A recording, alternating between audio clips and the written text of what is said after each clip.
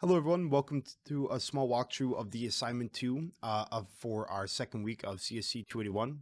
In this assignment, we're going to be combining the concepts of arrays, loops, for loops, and user input into a pretty cool little program. At least I think it's cool, and it's there's a few exception handling as well. Where I feel this assignment might be a bit troublesome in is getting all these little pieces to work together.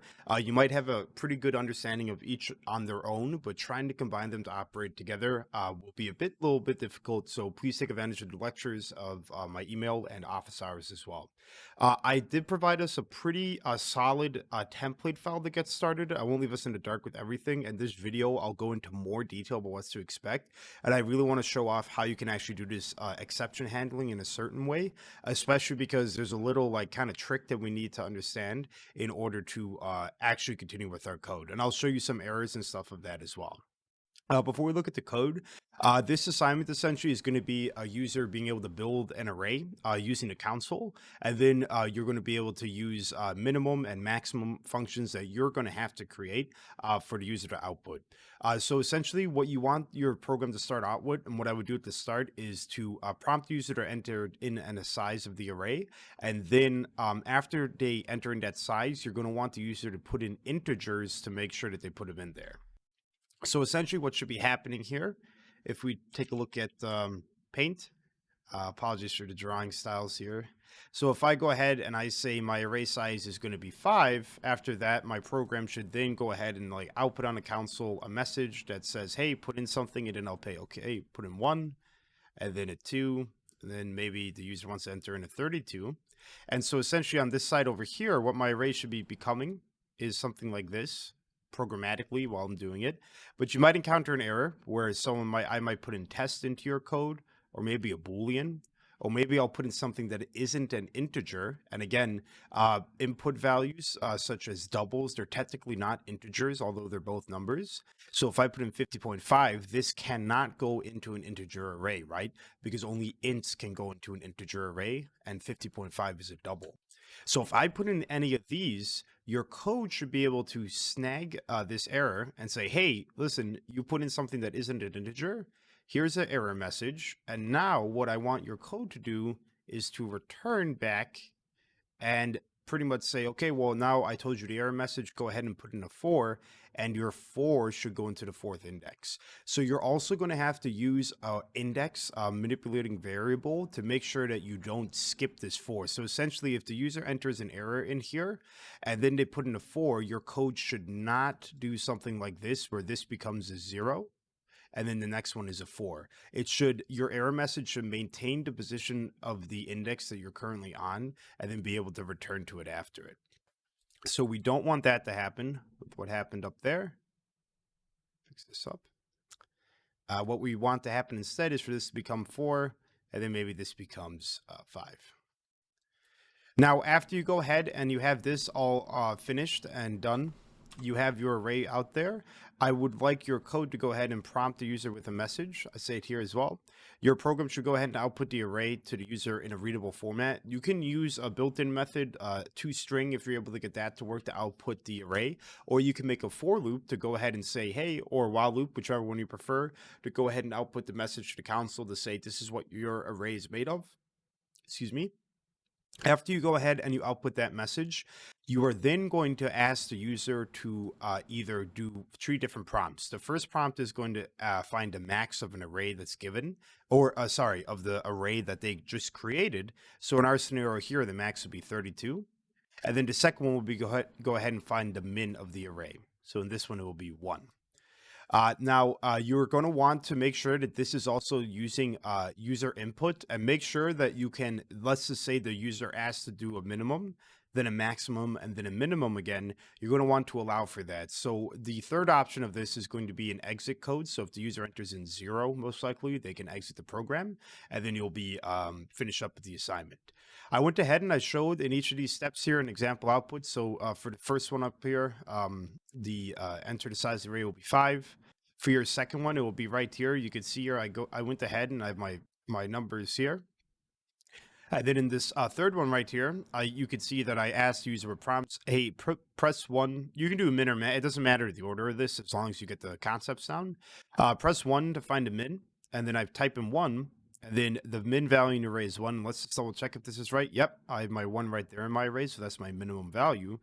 Hey, please enter one to find a min or two to find a max. And if you notice, after it responded, it immediately prompted me again. And then I said two. So I want to find a max, and I got the max array of is 120.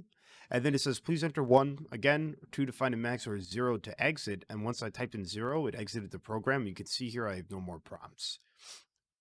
Now, I want to also show this idea that I just drew about trying to make sure that spots don't get missed. You'll see here I entered in a size array of 5. I put in 4 different values, 152, 150, 310, 650, and then I started spamming test a bit. So you can see here I have this error. This is a little hint as well. Based on the lecture, you'll remember that these are the exceptions that we can find. I do believe I provided the template too. Input mismatch exception. So that is an error in Java where if you're trying to read in an integer in your scanner and you type in something that isn't an integer, you get an input mismatch exception. And then this second line right here is something I wrote. So please enter only integer values. So this is provided by Java. And this is what I wrote. Again, your message can be anything you'd like.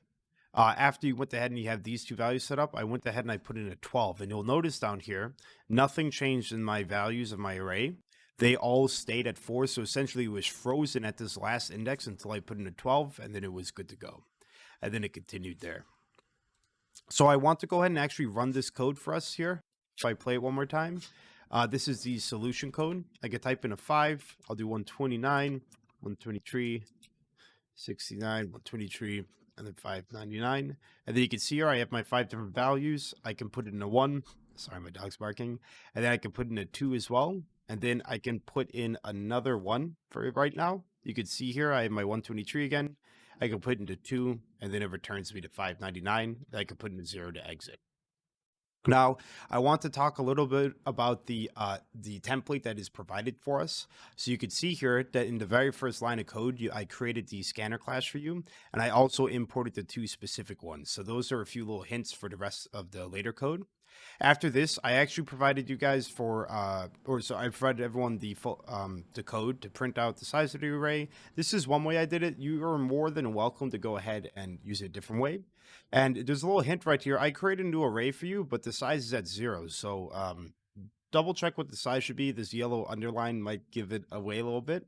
And then we also have this index of 0. So if you'll notice here, the way that my solution works, if you do this a different way, that is completely fine if you want to use a for loop for this. I did find that a for loop is a little bit tough to get to try and catch to work in some scenarios, but either way is fine. If you are using a while loop, you're going to want to use an index value because a for loop provides us using the what index we're on, but a while loop doesn't. So this index, essentially, what you can use this as is my array is called array up here, my array of index. And if I use this code right now, what this would be array of 0. So after I put in my array of 0, you might be wondering, okay, well, what do I need to do next? You need to remember to increment your index, right? So then you can go to array of 1. So that's just a little tip there to increment your index as well. And what I want to show here is using this scanner class. This is provided for you. If you don't want to use it this way, that's fine as well. This is just if you're done with using your index in a while loop, you'll break out of it. One more thing I want to show off, though, is let's actually try to run this code here. What I'm going to do is I'm just going to force my code to be a size of 2 for right now. And it doesn't matter what I put in here. Now, you'll notice that in my try loop, nothing happens because I'm at the infinite state. So what I can do here is I could say int user input, something like this. Try to get the integer of a user input is equal to my scanner, which is up here. My scanner.next int. I want to make sure it's only ints. And then I want to go ahead and say, hey, go ahead and grab my array and set the index of it to the user input. So this is setting whatever is at this array to this user input. Now I want to show everyone, if I go ahead and I type in a 2 here, and let's just say, okay, I'm in my try loop, I put a 5, it puts it in there. And let me go ahead and put in a test. We'll notice that because my code isn't, let's go ahead and do an index plus plus, you might get a little error where it's saying input mismatch. And let me go ahead and see if I can recreate this real quick here for us. Hello, everyone. Sorry for that little hiccup in the production there. I just wanted to show off. I added a little bit of code here, and I wanted to explain what I'm doing just tiny bit. I also commented a little bit out. I just wanted to showcase one of the errors I feel folks might run into in this assignment is trying to handle this input exception error without jumping past the index values. So again, you might have seen my code there. Essentially, as kind of a freebie here for it as well. Most of us would probably assume it to input into the array. What we would like to do is go ahead and store whatever the user types into our scanner of the console into a variable. And of course, per the assignment and the lecture videos, the way that you assign a specific index in an array is by grabbing the array's name, grabbing the index position, and in this scenario, we're starting at 0, so this is 0, and then setting it to user input. And again, if you're using a for loop, you do not have to use this next part because the code of the for loop, the last third part of the for loop, goes ahead and increments it for us. What we need to do is increment our index value, so we go from 0 to 1. And again, your code right here, if index is equal to array.length, that is what's going to save your code from going out of bounds. But what I want to show off is, let's just say I went ahead and I ran my code and I put in my 2 in my tree. You can see it's terminated easy enough. I put in 2 values into my array. In fact, I might go ahead and just print out because I'm just going to hard code this to be a 2. I'll print out the first value of my array, and then I'll print out the second value of my array down here as well. Again, your array needs to be able, you can't do this. You need to use a loop for yours because it might be a different value. I'm just going to put random 1. So 3 and 2, we get 3 and 2 back again. But what happens in my code here, if I go ahead and I put in something that isn't a variable, so test, you'll notice that it kind of hangs, right? And I can keep typing in more values and I might be like, okay, well, now I can't go anywhere with this. What do I do next?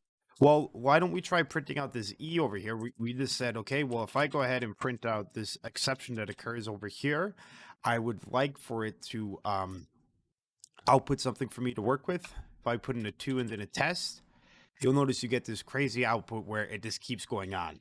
Now, what's actually happening here is that your scanner is constantly reading the console still, and it's reading this string or the error, and then it's hitting the scanner again where it's the next int, and so it's actually looping, which is just a bit of a nuisance on our end. So as a freebie, the way that you would fix this error to get back to this area here is to go ahead and say something along the lines of my scanner.next. So that's going to skip to the next line, and then for safety's sake, we're going to reset our scanner as well. Now, the only reason I'm giving this out is because this is something that's like just one of the drawbacks and something that we can use for this assignment. Again, this is stuff that you might find online as well if you're encountering it, but it's just a little bit of help for us. If I go ahead and hit a 0 and then a test, you'll see, I get my Java input mismatch. And then if I type in my 1 again, it gives me it back. And so this kind of helps out about the index. That might be the full answer there. But again, this is just one thing that you can use to help with it. Again, if you're using a for loop, it'll be a little bit different. But try to rely on the scanner.next and the scanner.reset if this interferes with you as well. Awesome. So again, down here, your second while loop is where you're most likely going to be referencing these 2 variables at the bottom, which are public static int findmin and findmax. If you would want to do a try and catch down here to ensure that this is not is anything but an array of ints, that will be fine too. You don't need to though, because usually the while loop will do it for us. Awesome, everyone. Please do take some time to work on this a bit earlier. If there is any errors on your end, please make sure you look at it and then do it in chunks there. I hope you enjoyed the assignment, and I hope it's challenging but worthwhile. Thank you, everyone.